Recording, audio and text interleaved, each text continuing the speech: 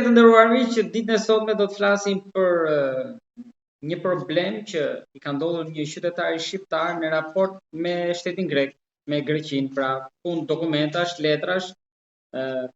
Kam të ftuar zonjën Brunita Mustafa. Brunita, përshëndetje dhe faleminderit. Përshëndetje të gjithëve. Faleminderit ju.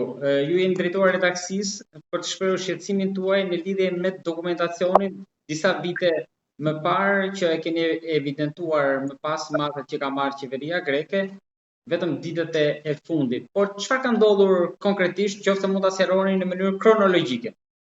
U drejtova redaksisë sepse mendova që nga që tërë kohës gjatë emigracionit kemi patur shumë probleme me qeverinë greke dhe me dokumentat, të gjithë shqiptarët që jetojnë në Greqi, patjetër që kushdo që të jetë, çdo familje e ka patur këtë domethënë mungesë të dokumentacioni edhe një lloj mënyre se si trajton shteti grek me racizëm edhe me shumë gjëra tjera. Për to nuk flasë, është tjetër temë, po për sa i përket dokumentacioneve dhe lejeve të qëndrimit. Ndjet një politik tepër pa precedente. Në rastin tim, për shembull, po flas sepse të gjithë themi, me se greku është ush dhe asnjë nuk bën denoncim. Po pajtohemi me atë politik pa folur, domethënë duke eshtur. Edhe mirë atij që i bie radha. Kështu që unë jetoj prej 97-s në Greqi, kam qenë me dokumenta të rregullta që ditën e parë, me 3 fëmijë, im shoq me dokumenta të rregullta, vajzat të dyja kanë mbaruar shkollat greke dhe janë me pasaporta greke, dhëndrin e kam grek, kam 2 nipër me pasaporta greke dhe ata, ndërsa djali edhe unë patëm probleme me dokumentacioni sepse im shoq para 6 vjetëve kur ishte në krizë greku nuk mundet të plotësonte ato siguracionet. Masën që kërkonin grekët pa ditur se çfarë kritere mund të duheshin për familjen, për bashkimin familjar. Me thënë një person i cili ka 25 vjet në Greqi, gjatë gjithë kohës mbi 20 e ca vjet me dokumenta të rregullta dhe në kohën e krizës nuk mund të mbulonte me siguracion gruan, që jam unë në këtë rast, menjëherë më japin që duhet të ikësh brenda 60 ditëve nga territori grek. Si mund të iki nga territori grek kur kam familjen të padëshiruar? E padëshiruar. Domethënë, kam familjen, kam shtëpi të bler me thënë shuma mbi 100.000 euro, që vetëm po të blesh një shtëpi dhe 60.000 euro merr më njëherë pasaportën. Kam studiuar, kam marrë nivelin B2 në gjuhën greke, kam qenë aktivizuar, nga të parët kemi qenë me Afrodita Abazin, ka qenë drejtore shkolle në Alim Xhelo në Vlorë, me djalin e saj Nusen, një 2 avokat, dhe shumë persona të tjerë patriotë, të cilët kemi krijuar miqësinë e parë, domethënë midis shtetit grek, popullit grek dhe popullit shqiptar. Kam shkruar libra me poezi, kam marrë pjesë në ngritjen e lider artit me Miojinin, kam qenë sekretare për disa vite e lidhjes së shkrimtarëve për sektorin e poezisë. Më thënë, kam qenë prapë në Keni krijuar këto kontakte dhe burime për t'ju drejtuar institucioneve në Greqi? Po, edhe me ambasadën dhe me ambasadorët të ndryshëm kemi diskutuar shpesh për këto, edhe me sindikatat, edhe me shoqatat, vllazërimi, shumë shoqata tjera. Po problemi i dokumentacionit gjithmonë ka mbetur i pa rregulluar.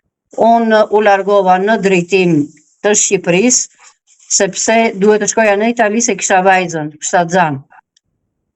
Kaloj kufirin grek, më vendosin një gjob, 1.200 euro, dhe vetëm kaq, ke 1.200 euro gjob edhe gjysmë autobusit, që ishim atë ditë. Ata që ishin djemë të rinj kaluan me këmbë, kaluan atë, unë nuk e kuptoja pse duhet kalonin andej. Më thanë, po ti, tha, ke problem? Kam problemi, thashun, po unë po iki, nuk është se po ri. Në Greqi, po iki, po largohen. Unë gjobën, 1.200 euro, mora pashaportën, u largova me atë pasaport, kam kaluar nga Malizi, Kroaci, vajta drejtë në Itali te vajza që ishte shtatzan. Por ju ishit koshente që e kishit problemin. E kisha këtë problem, do me thënë, për rinovimin kisha kapur avokat, kisha vajtur me Dorin Andreu, është një avokate që merret vetëm me emigrantët, i kisha dokumentat të futura për të marrë rinovimin e dokumentacionit për këto arsye, sepse kam shtëpi të blerë, kam fëmijët me pasaport greke, kam 22 vjet me dokumenta të rregullta, ka dhe ndryshime. Plus që kam bërë dhe gjuhën greke, do me thënë nivelin B2. Një historinë greke, kam studiuar për fotografi atje, kam studiuar për skulptur, kam ndjekur shkolla greke, do me thënë, është një çmenduri që mund të isha pa dokumenta. Pastaj ju vajtët në Itali, qëndruat disa vite dhe mësuat kur u kthye. E kisha dokumenta, do me thënë, dokumentat i kisha për rinovim. Biles kam edhe një dokument tjetër që isha dëshmimtare në një gjyq, Kleri Lapa, quhet ajo, ka qenë Jani Lapa, janë nga njerëzit të cilët merren me biznesin e ndërtimit të apartamenteve dhe vilave. Një familje shumë e pasur. Më kërkonin sepse isha dëshmimtarja kryesore në atë gjyq dhe kam edhe dëshminë atyre nga avokatët që duhet të kthehem sepse jam dëshmimtare në atë gjyq dhe e kam dhënë me shkrim sepse nuk më lejuan që të kthehesha. U detyrova vajta në Itali, sepse doja të ndihmoja vajzën, kisha shtatzanit keqe, lindi fëmijën, italianët me njerë më bën bashkimi familjar, më bën me njerë dokumentat italiane, 5 vjeçare, songiorno, pas një problem, doqa shkollën në Itali për gjuhën italiane, dhe kam thënë me veten time përse kemi nditur kaq vite të humra në Greqi. Asnjë problem me Italinë. Kthehem pas 4 vjetësh, sepse derisa të vente djali në shkollë, në kopsht, në azilo i thonë ata, në kopsht, dhe kthehem të shikoj familjen time, të shikoj maman, më operoi tim shoq, kaloj pa ditur që më kishin bën dhe 4 vjet apelasi. Se s'm dhan asnjë letër, nuk u bë asnjë gjyq, asnjë gjë që të merrja unë këtë. Ma ju s'kishit as njoftime, as dieni për gjithë procesin që... Absolutisht. Mas 4 vjetësh kthehem, jo, tha zonjca, është data 15 i 2 2022 dhe duhet të kthehesh në 15 i 2 2026. 4 vjet, po duheshin akoma dhe 2 javë. I thash, për çfarë arsye, urdhroni, më jepni të paguaj gjobën dhe do kthehem, sepse kam burrin në reminacion. Jo, tha, nuk kthehesh, më bën dhe një si kryq në pasaport, mbas 2 javësh do kthehesh, se mos unë kthehesha nga mali. Kthehem prap, qëndroj përsëri, paguaj njerëz atje që të shikonin tim shoq. Vjen vajza nga Norvegjia, shkon vajza nga Italia, ndërsa unë akoma duhet të rija akoma në Shqipëri. Kontaktuan ndonjë avokat për ndjekjen e procesit atje, për ta rihapur? E kam kaluar tek Dorin Andreu, më tha, unë Bruna sa e hap tha atë procesin, po më mirë ti ke dokumentat italiane, mos u merr më, Greqia është një kartë e djegur, tha, nuk ja vlen që të merresh.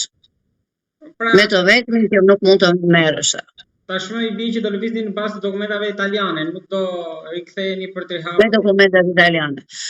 Unë shkoj për të takuar familjen time, tapin djalin i cili po kthehej nga puna për të shkuar në spital tek jati, dokumentat i kam në rinovimi, tha.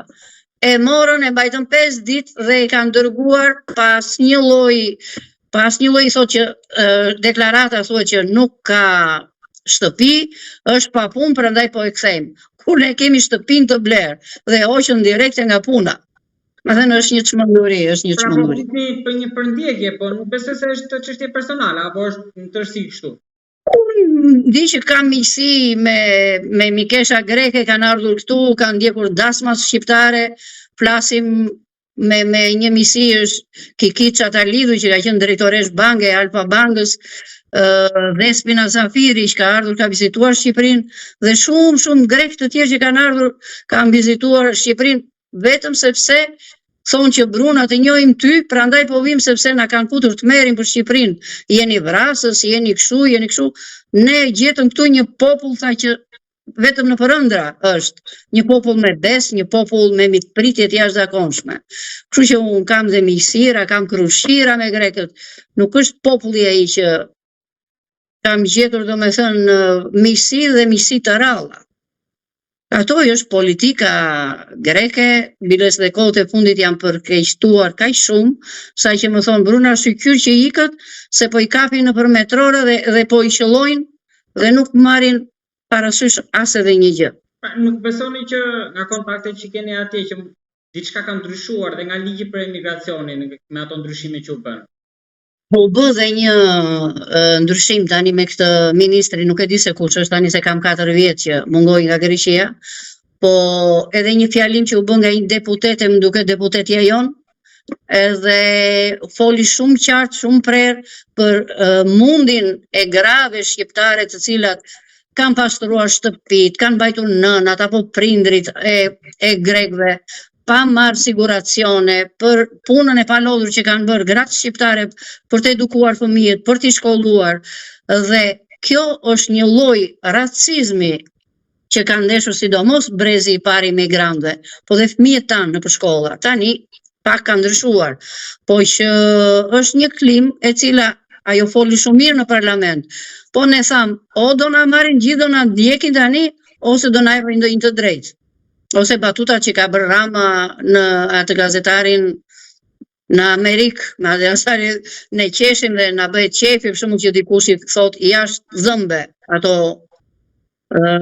problemet që kemi ne, po ato më duket përderisa japin një rezultat si reprezalje që u bëhet emigrantëve. Po ambasadën e keni parë afër këto kohë? Ku kë? E keni parë afër ambasadën shqiptare në Athinë? Pra, afër komunitetit? Në ambasadën shqiptare kemi vajtur kaq herë, kemi bërë takime me poet, me shkrimtar, kemi bërë skulptura, arti, domethënë si ndihmon arti në shuarjen e plagëve, në një urë bashkuese, miqësi midis popujve. E njoh, kam ambasadën shqiptare, kam vajtur shumë shpesh. Po që aktivitete edhe për te jetës së përditshme me shoqatën. Po, shoqatat, me të gjitha shoqatat ka marrë pjesë, me aktivitetet që ka bërë ambasada ka marrë pjesë, edhe nuk është se kam qenë thjesht vetëm një person që kam mbajtur, kam punuar, vetëm kam punuar. Sepse më ka pëlqyer që në fillim Greqia nuk zgjodha Italinë apo ndonjë shtet tjetër, e zgjodha me dëshirë, sepse doja të dëgjoja atë gjuhë të cilën e shkruajti Homeri. Se vi lexoja këto libra që në fillim, domethënë kam pat një dashuri për gjuhën greke, për vendin grek. Dhe thoja gjithmonë që jam në vendin tim. Nuk e kam ndier kur, për shembull, pavarësisht që kishte racizëm, thoja jam në vendin tim, sepse që lagja Flaka, thoja është lagja e vjetër e Athinës. Emra të shkruajtur në stacionet e autobusëve, Kryezoti, Kryeziu. Me thënë ndjeja veten time, edhe me atë gjuhë greke të lashëm që kisha studiuar, isha në vendin tim, nuk kam ndier pavarësisht racizmit të madh, kam krijuar miqësirat, kam bërë aktivitetet e mia, e kam gjetur veten, ndërsa në Itali ndryshon shumë. Po, për ta mbyllur pikërisht këtë do të pyesja, sepse ju keni jetuar edhe në Greqi dhe në Itali, edhe atë diferencën ma bët, po pse kjo diferencë? Mendoj sepse duhet të jetë një rrënjë shumë e thellë, domethënë për të mos u njohur gjuha shqipe e antikitetit, arvanitasit, është bërë një politikë shumë asimiluese. Dhe me migrantët shqiptar, mbase është ajo zotësia që ne ecim pavarësisht me vështirësitë. Edhe kjo është që të na mbajnë kokën ulur, mos të japin asnjë dokument, të mos kesh mundësi të bësh një aktivitet, që akoma t'jesh me atë ankthrin, më kapën, më doli ajo letrat, u bën, domethënë është vetëm kjo në atë psikologjinë që kam letra, s'kam letra, i rinovuam, si rinovuam. 25 vjet është turpi i Zotit të thuash që unë nuk kam pasaport greke. Po, ndoshta këto mendime të shprehura dhe publikisht, ndoshta më përpara ju kanë penalizuar apo? Nuk e di, mbase tani ne përgjohemi në çdo vend, po kjo është gjatë aktiviteteve të shoqatës përpara. Kemi bërë plot edhe kur ka ardhur Edi Rama, edhe kur kanë bërë aktivitetet të ambasadorja jonë, që është tani ambasadorët e tjerë, me të gjitha ne i kemi bërë aktivitetet pa patur asnjë tendencë raciste. Thjesht kemi atë të drejtën tonë, për shembull, që kemi të drejtë të themi fjalën, kemi të drejtë të jetojmë në një vend i cili kemi punuar, kemi rritur fëmijët, kemi të drejtën tonë sepse nuk kemi ngacmuar asnjë gjë, s'kemi bërë asnjë gjë që është jashtëligjshme, ata janë të jashtëligjshme ne. Ndërsa me Italinë është tjetër ndryshe, qoftë njerëzit, populli italian, qoftë organet, qoftë shkollat të hapura ndaj neve, sa në fillim na vinte zor të thoshim, nga që ishte ajo psikologjia, mos themi që jemi shqiptar, të flasim çik anglisht, se mos kush e di se çfarë do na bëjnë. Pastaj, kur thoja jam shqiptar, na merrni për qape. Sidomos në zonën e Umbrias, ku jam unë, Perugia, Ponte San Giovanni, Deruta, Torgiano, Assisi. Më thënë, kam familje italiane që brenda këtyre 4 vjetëve jam mike e shtëpisë, kanë ardhur disa herë dhe presin të tjerë të vinë këtu. Dhe më thonë faleminderit që ekziston, do me thënë që je një njeri tillë që erdhe këtu tek ne. Është e çuditshme, do me thënë, dhe unë vetë them që pse kemi mbajtur kaq shumë pesha, pse s'kemi ikur përpara nga Greqia. Do me thënë të ikësh nga ajo që unë e kam parë me adhurim. Dhe kur kam mbajtur për herë të parë, vizita e parë është në Akropol. Kam ikur me këmbë se nuk dija nga të veja. E shikoj Akropolin dhe ikja me këmbë. Kam vajtur 6 orë me këmbë via vërdall. Të kapja gurët e më duke sikur ishte një zëmër që rinte kur kapa gurin e parë në Akropol. Nëse nuk vajta për racizëm, nuk vajta për tash, vajta e të rrequr nga ajo kulturë. Edhe për një jetë më të mirë nuk diskutohet, po jo të nisë se s'kishim bukë. Kishim një kulturë me vete, kishim një njerëzillëk me vete. Kishim bagazh, kishim plot gjëra për të dhënë. Zonja Mustafa, më të falenderoj shumë për bisedën dhe që zgjodhet kanalin tonë për shprehur shqetësimin tuaj, duke uruar që ai të zgjidhet. Të falenderoj. Faleminderit, ditën e mbarë.